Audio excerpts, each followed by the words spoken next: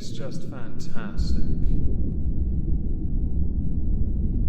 Captain's log, subdate 210709.8. My crew and I keep getting COVID vaccine messages from the NHS. Firstly, we synthesized an actual cure over a year ago. And second, who the actual Fraggle Rock gave you my number, you prick? Welcome everyone to This Week at Twitter, or twat.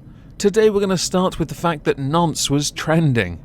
In the United Kingdom, nonce means something very specific, of the taste for younger blood variety. So I looked it up, got bored and thought, well, this is interesting, it's definitely going to have to go in twat.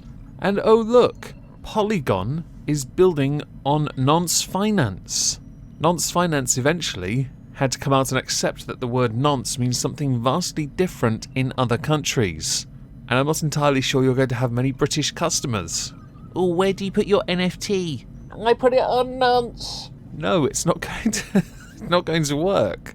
People might not want to be associated. But I do wish nonce finance all the best in the world. And while we're on the subject of inappropriate behavior, we go to a TikTok that was shared via Undoomed.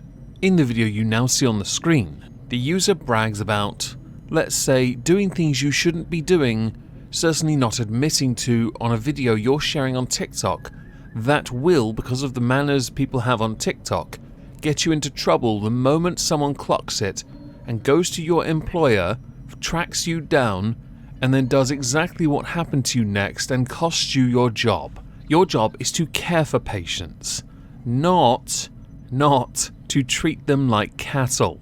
And I really love the fact that in that same video you go so far as to set up a GoFundMe to help yourself. I can see those donos just flying in. You're going to get all the help in the world. Now repeat after me because this will do you some good in the future. Would you like fries with that? To move on from that, we're going to go to Morning Gloria. Grilling is very important.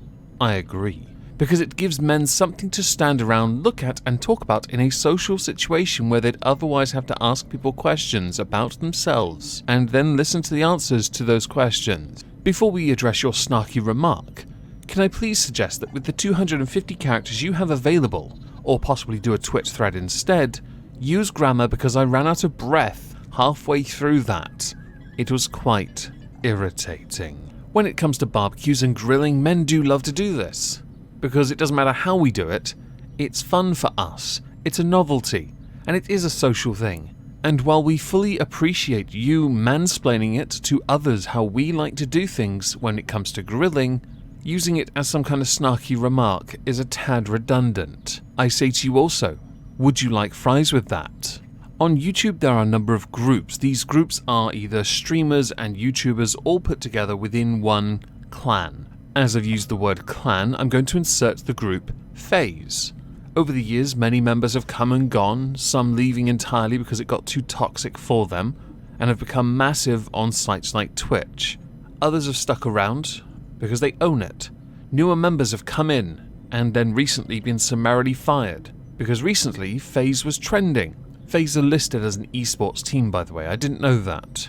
But they removed K, suspended Jarvis, Nikan and Tico because they promoted an altcoin, a cryptocurrency. However, it was being touted as a scam, which cost a lot of their impressionable audience actual money. There is a fantastic video done by CoffeeZilla, who I'm going to link down below, covering the entire scam, because that's what it was, a cryptocurrency scam. The token in question is called Save the Kids.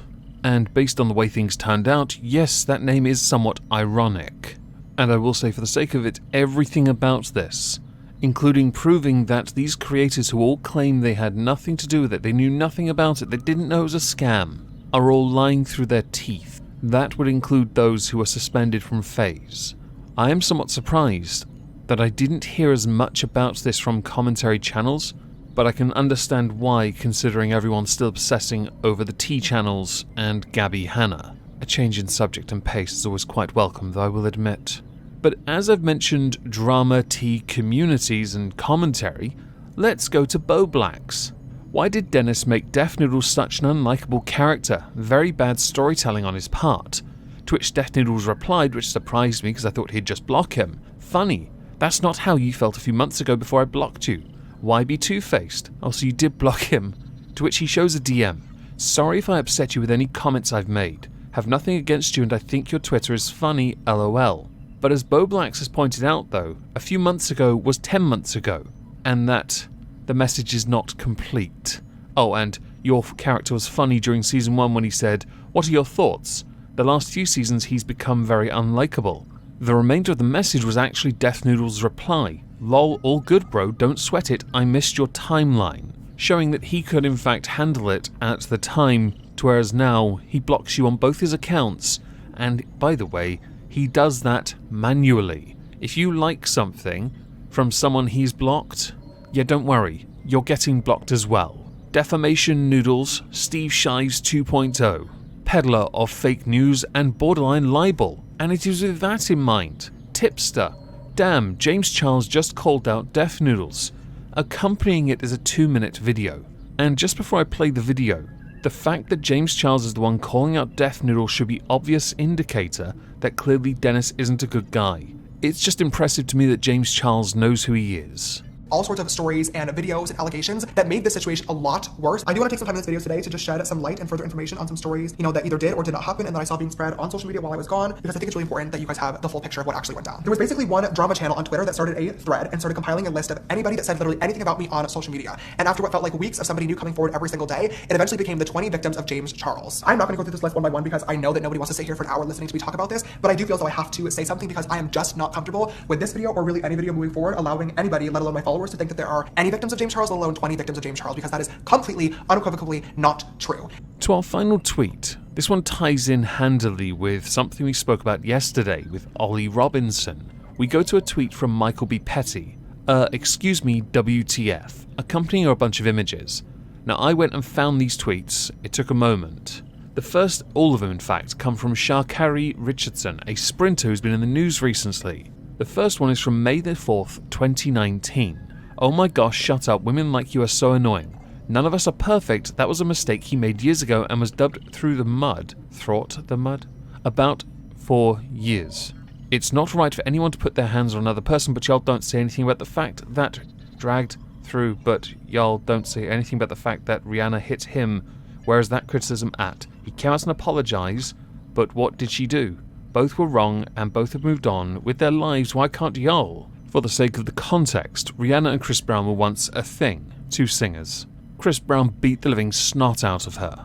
Rihanna did hit him, yes, that is known, but we've all seen the pictures of how much damage Chris Brown did to her, and he did get dragged through the mud for something he did years ago. He will always be, to me, a woman beater. There is no respect for that.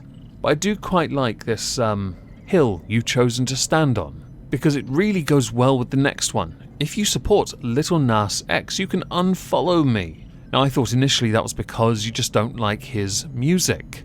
It does take some getting used to, but you got to give a guy credit for being very open about who and what they are. The next tweet though kind of cements the idea that perhaps there's a little bit of homophobia here, and I can't read it out loud, but I'll have it on the screen with a blanked word. It ends with an A, I still can't say it, I'm sorry, I'm blue, remember? It's the part where it says, die in a pit because you gay-ass F. You're an athlete and apparently meant to be a role model. You sure you want to be caught with these tweets in your timeline? Now I will say, these tweets should not be used against her when it comes to her ability to represent her country. The problem is, when it comes to optics, you're representing your country. Or are you the one that didn't want to represent your country, you just wanted to be an athlete? I can't remember. The point is, if these breach terms of service and someone flags them, fine. But otherwise, she shouldn't lose her work. I will happily stand on that hill, because I don't like the idea of depriving people the ability to do their job. Her job is an athlete, but I would recommend not being so homophobic.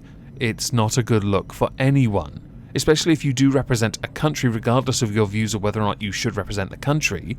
Therefore, if you push ideas that are like this one, you do to other countries that don't share those views, painting a very bad image of your country. Think of the bigger picture, perhaps?